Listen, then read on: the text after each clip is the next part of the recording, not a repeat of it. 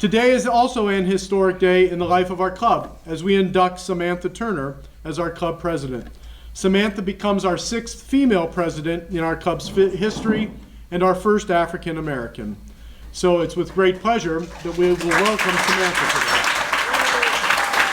Born and raised here in Youngstown, actually Ford Avenue, the bottom of Ford, right across from where they tailgate YSU. I saw them, I was little when they put that parking lot in. So yeah, my whole family's from here. I was the last in my family to graduate from ERAN in 2003.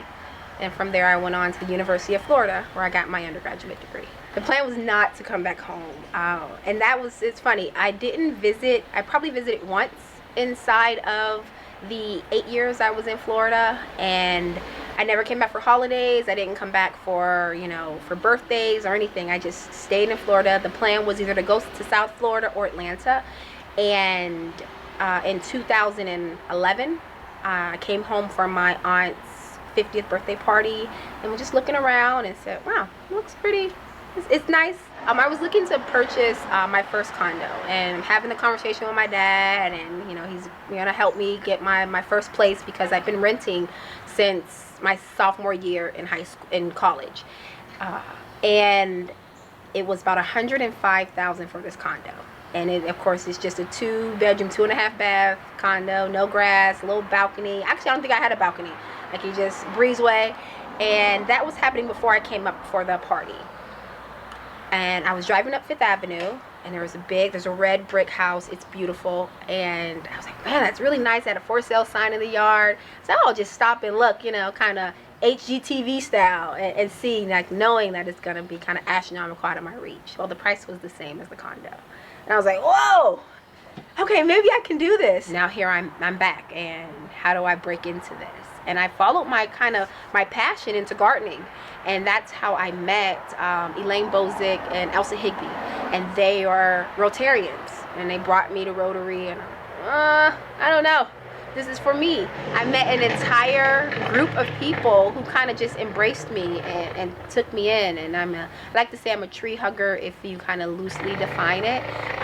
So we just kind of clicked, and it was really, really great.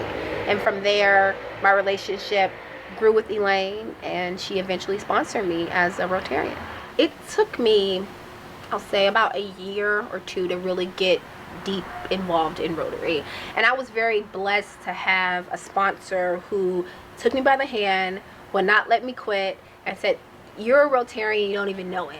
And understanding the mission of Rotary and Rotary International, what we do on such a large scale, and what they do, and how what you do here in your community affects everything.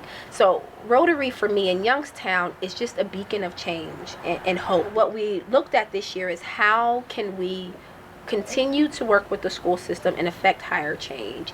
A couple of years ago, Carlton Sears, who was the past director of the libraries, did the had a Harwood initiative that Rotary led, where we led these series of community conversations to find out how do we improve the school system.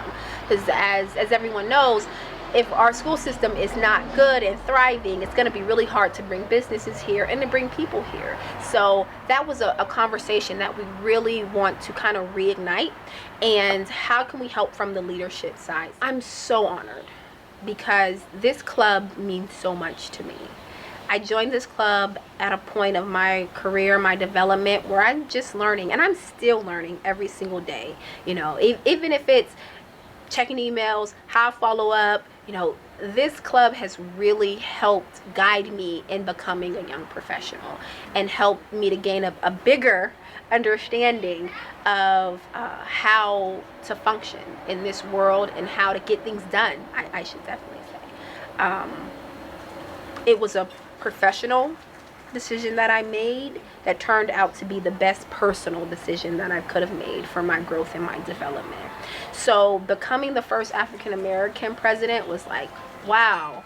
It's not something that I really thought about when I got in the chairs, but when I got to this point, and at this time with all of this unrest, I can honestly sit here today and tell you that I don't feel isolated or alienated in my club. You'll come to the club and you'll see that, most of the time you'll just see me as the only African American in the room. And it's not something that I notice, because these are not just my service colleagues, they're my friends.